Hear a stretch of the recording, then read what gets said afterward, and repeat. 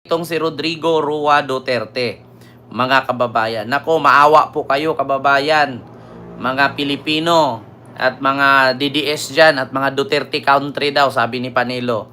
Maawa naman po kayo kay Dugong, kay Digong. Ma'am the Explorer, summon have been sent and received 10 days prior po ba? Para sumagot. So ito na mga kababayan. Hiling ni former President Rodrigo Roa Duterte na i-disqualified ang dalawang judge, tinanggihan at binasura ng ICC. Patay. Nga. Kawawang nilalang. Ito hindi ito fake news mga DDS. Hindi ito kwentong barbero, hindi ito gawa-gawa. At ito po ay galing sa UNTV News. Oy Sir Ted, Canaveral, maraming salamat po sa yung $5 super sticker. Thank you so much po. Binasura ng ICC. Tinanggit. Mga kababayan, sa madaling salita, ito po ang hutya at ito po ang patunay na kung saan binasura ng ICC ang hiling ng abogado ni Digong. Alam nyo, sa totoo lang mga kababayan, si Digong po, pinipirahan lang yan ni Nicholas Kaufman. Bakit? Saan kayo nakakita ng abogado na walang alam sa kaso, biglang naging abogado? Maliban na lang kung si Nicholas Kaufman nandito sa Pilipinas nung time na maraming pinatay sa war on drugs. May possibility pa na mailusot niya ang kaso. Pero kung idaan lang niya sa kwento ni Sara, kwento ni Roque, kwento ni Digong, ubos ang perang ninakaw nila.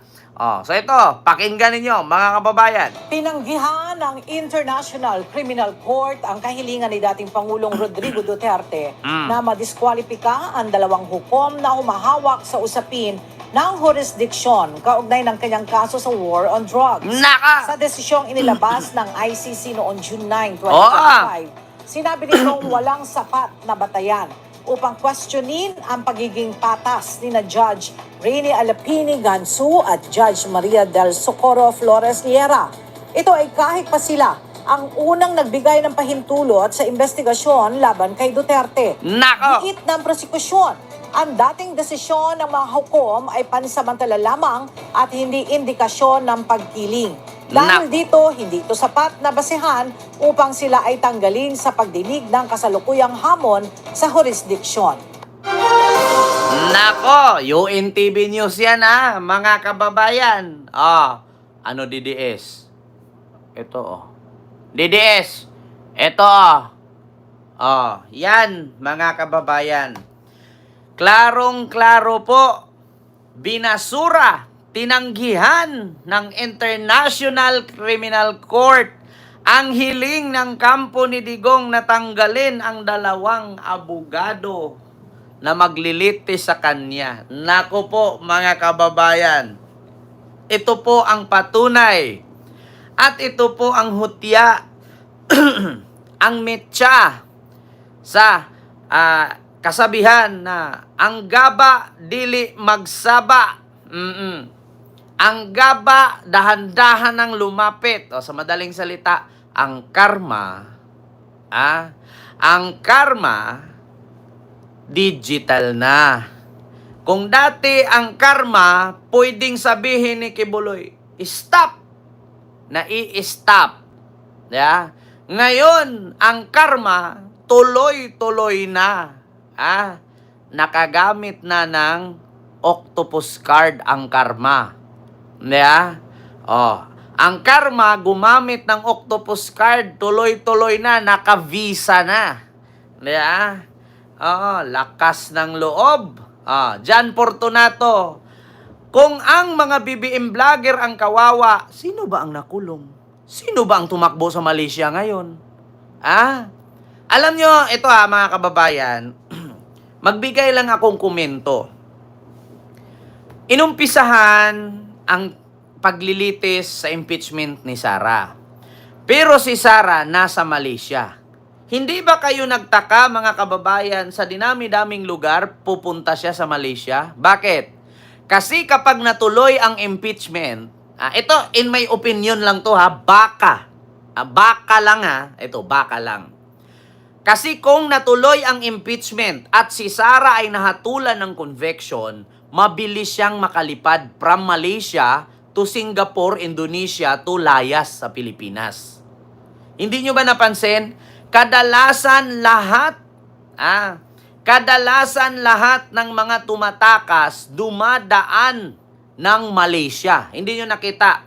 Si Alice Go, dumaan ng Tawi-Tawi pa Malaysia, Singapore, Indonesia. Di ba? Si Roque dumaan ng Tawi-Tawi, Malaysia, Abu Dhabi, Japan, hindi tinanggap sa Amerika, lumipad ng dahig. Di ba?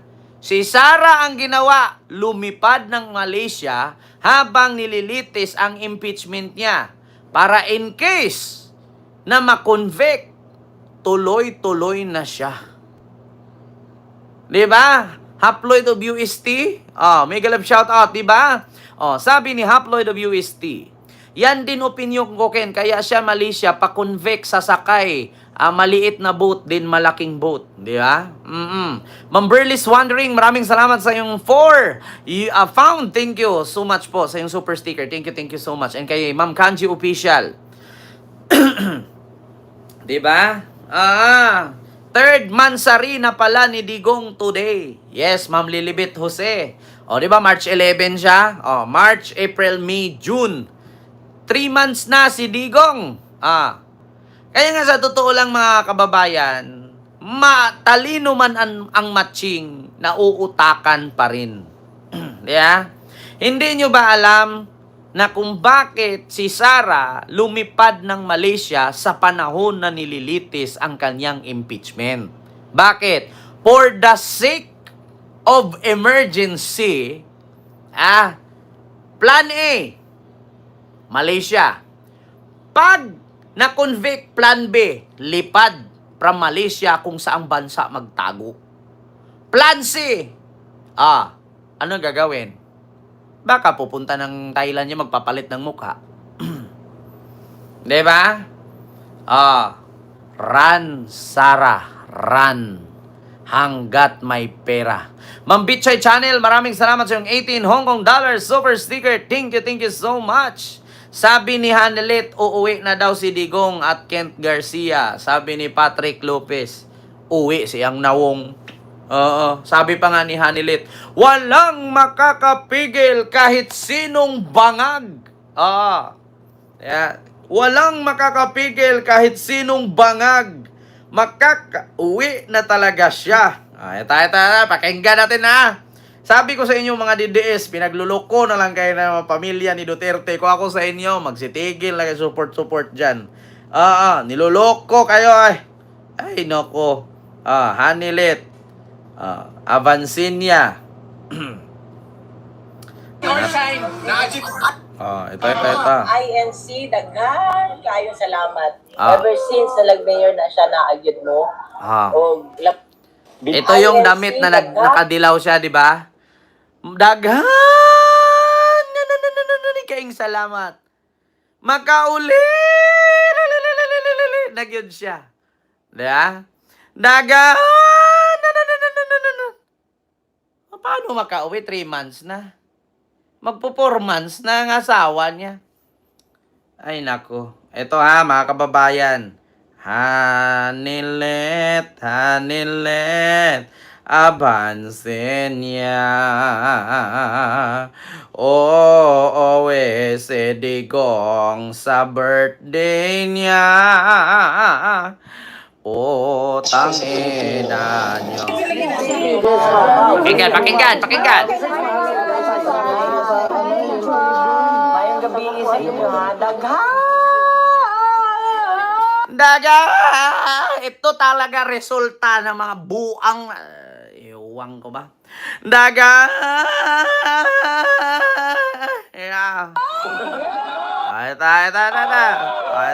balik tayo na. Daghan juga yung salamat. Ito ha. Ulit. Tingnan nyo. Mayang gabi sa inyo ha,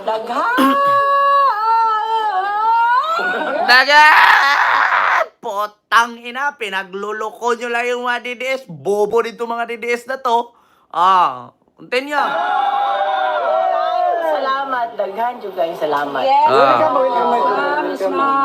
Naamo diri ka gabi. Padayon ka pag-ampo may walay ka si makaulit to siya.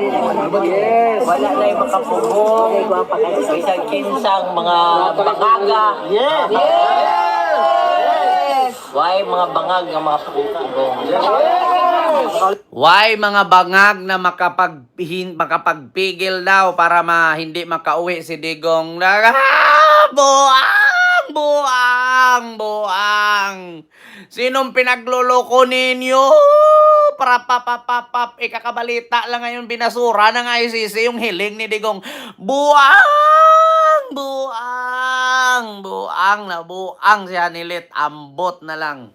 Walay bangag na makapugong. Walay kinsang bangaga na makapugong. Kay muuli na gid siya, muuli. Woo! Dapat gumanon siya eh. Dapat dilagyan niya ng whistle eh. Tapos nag-octave jump. Oo, tapos gawin niyang tenor, alto, soprano. Diba? Wala! Ganun diba? Ma'am, makauli lang yun, ma'am.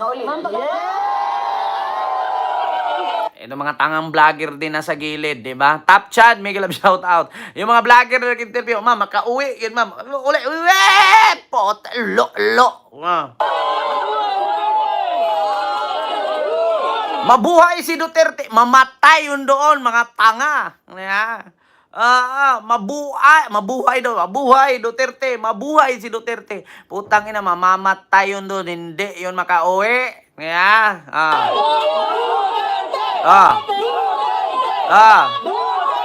Bahong tae.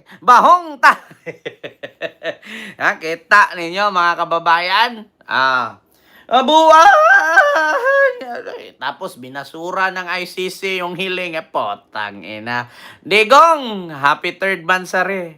God bless. Digong, happy third mansari. God bless. Miss you. Miss you, Tatay Diggs. Tatay Diggs, miss you. Sir Ted, maraming salamat, Sir Ted, sa super sticker. Thank you so much po. Nako, wala. Madagan. Gang, salamat, Sir Ted. Tatay Diggs, thank you. Miss you. Happy third mansary. Putang inang yan. Tapos na tayo dyan, mga kababayan. Di poga na yun. Paniwala na naman kayo dyan. Maraming nababaliw sa maling akala.